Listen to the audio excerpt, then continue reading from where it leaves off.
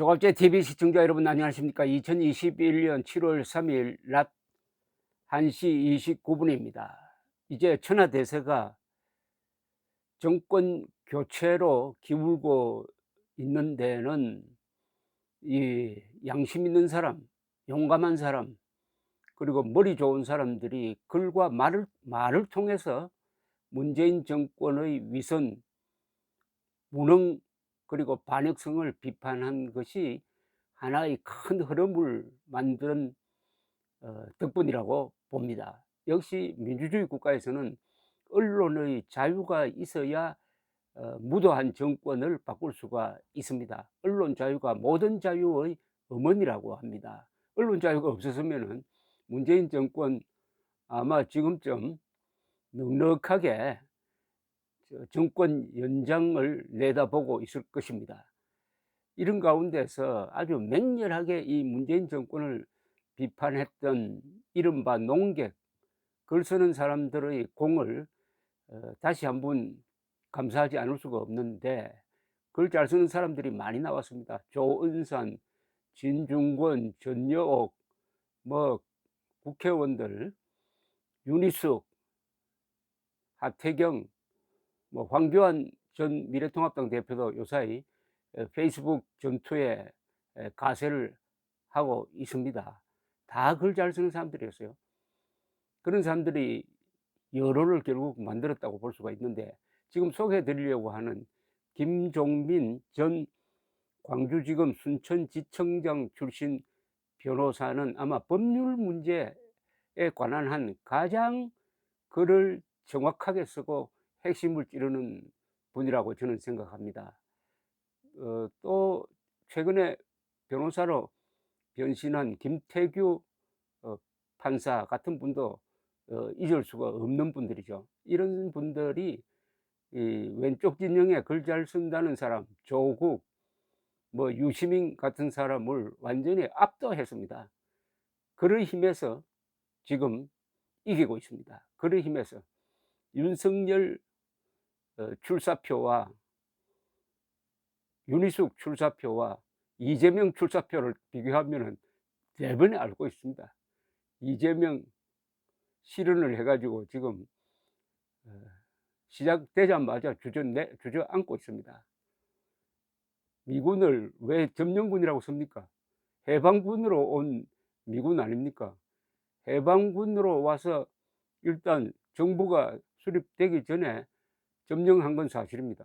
그러나 점령은 뒤고 해방군이 먼저죠.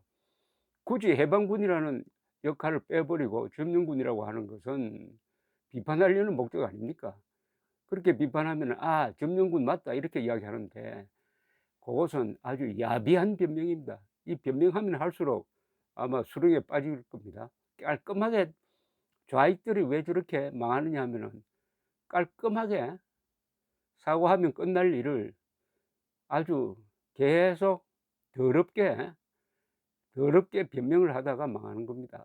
이 김종민 변호사는 오늘은 홍준표 의원을 비판을 했습니다.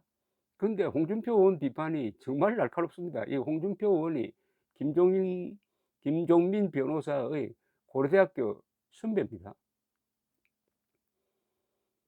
윤희숙 의원의 대선 출마에 대해 숭어가 뛰니 망둥이가 뛴다고 한 것을, 그렇게 말한 홍준표 씨를 뭐라고 비판을 했냐, 이번 국회를 마지막으로 정치판을 떠나야 할 이유를 스스로 증명했다라고 했습니다. 페이스북에 올린 글인데, 망둥이가 아니라 막대기를 세워서라도 반드시 내년 정권 교체를 염원하는 국민들의 마음을 안다면은 홍준표는 넘지 말아야 할 선을 넘었다. 정작 충격적 내용의 대선 출사표를 던진 이재명에 대해서는 입도 뻥끗하지 않는 것은 무슨 조화인가? 문재인도 하는 대통령인데 윤희숙이 못할 것이 뭐냐? 문재인보다 10배, 20배는 더 잘하는 유능한 대통령이 되지 않겠나? 국민의힘 이준석 대표가 대한민국 정치의 새 희망을 열어가고 있듯이 윤희숙도 우리나라의 메르켈이 되어 미래의 번영을 만들어갈 주역이 될 것이다. 홍준표는 육선 의원이다. 그런데 육선하는 동안 홍준표 법이라 할 만한 기억에 남는 법 하나 제대로 만들어 놓은 것이 있나?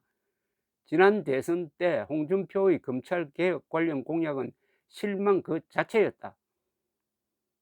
도저히 믿기지 않는 형편없는 공약이었고 점수로 매기면 39점 과락 수준이었다. 낙제 수준이었다는 이야기입니다. 검찰 제도에 대한 기초적 이해조차 안 돼 있었다. 이준석 대표는 오늘 또 무더위에 천안에서 당원 모집에 땀을 흘렸다는데 중진이라는 홍준표는 에어컨 빵빵 나오는 방에 앉아 있었을 것이다.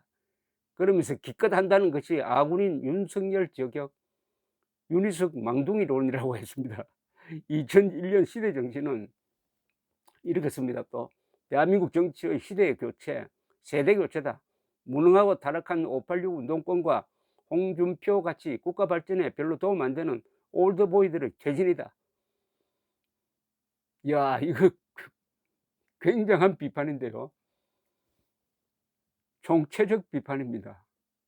여기 홍준표 의원이 들으면은 아주 아주 기분이 좋지 않을 대목이 이거죠. 홍준표 법이 어디 있나? 역시 국회의원은 무슨 법을 위반했느냐에 따라서 역사적 인물이 되기도 합니다. 어떻게 보면 대통령보다 더 위대한 인물도 될 수 있습니다. 어떤 법을 위반했느냐? 근데 홍준표 법이 어디 있느냐? 이렇게 묻고 있습니다.